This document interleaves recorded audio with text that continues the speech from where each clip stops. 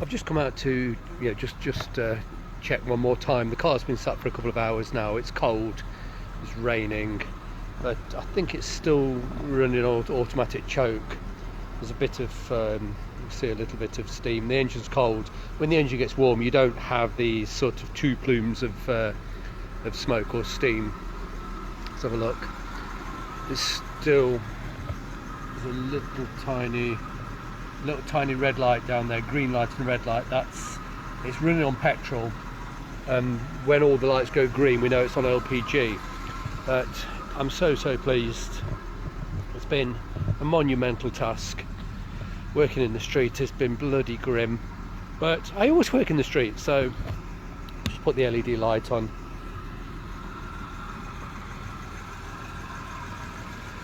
It's so smooth, and I suspect the water pump hasn't got a lot of life left in it. It just sounds slightly rough.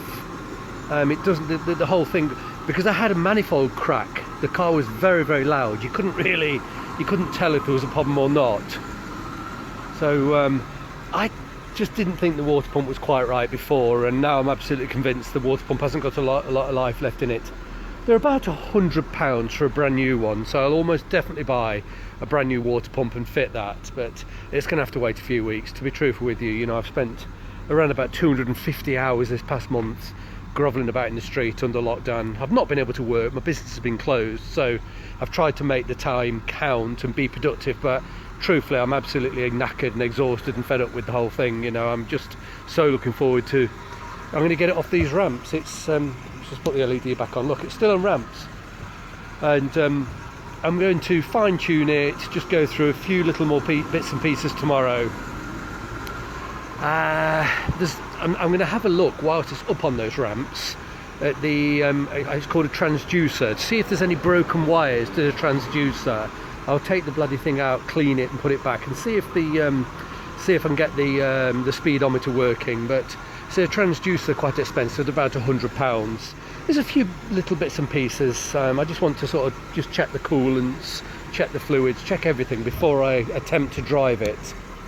We're still on, we're just looking at that little red light. Yeah, but still on petrol.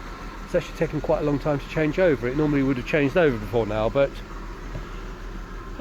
you know, so we've done all of the fluids in the back axle. The transmission, the automatic transmission's been dismantled and put a new filter in there.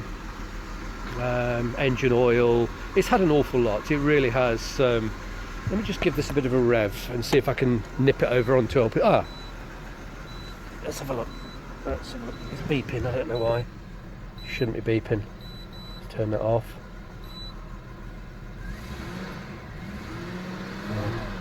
Here we go, it's on LPG now.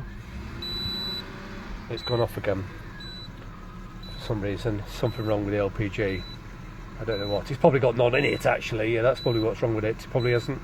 Yeah. But yeah, it should have definitely kicked over before now. I suspect it's just run out. Let me turn the lights off. I won't burn all the petrol. But so yeah, I'm absolutely elated. Yeah, that must have just run out of LPG. That was, you know, I don't think there's anything wrong. But the rear springs, they are, there's not much left of the rear springs. They've completely gone soft and soggy. It's just aged. The car's not done a great mileage, but there's two springs either side, so I'll be replacing the springs either side and the shock absorbers.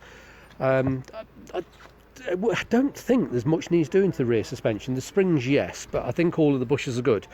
The front suspension, the springs seem good, but to be truthful with you, for how much they cost, I'm going to buy a new set, a complete new set, and I'll be fitting those as well. And when I've got the coil springs out, I'll definitely put new shocks in. And I will take the opportunity when I've got all the springs out to put new rubber bushers all the way through. There's no point in taking the coil springs out to not attack the bushers. And so yeah, but this will come sometime, probably in the spring. I'm not going to rush into it. I'll leave it. I'll leave it until the bad weather goes. The car's perfectly drivable, even though it's got soft springs. It's sort of a little bit wallowy. It's a bit like an American car. So you know, I'll come back to that maybe about March or something. You know, I'll save the money now, buy the springs over the next few weeks and months, then probably fit the springs about March. So once again, I'm just so relieved and so thrilled to have the bloody thing running again. It has been a lot of stress, a lot of hassle.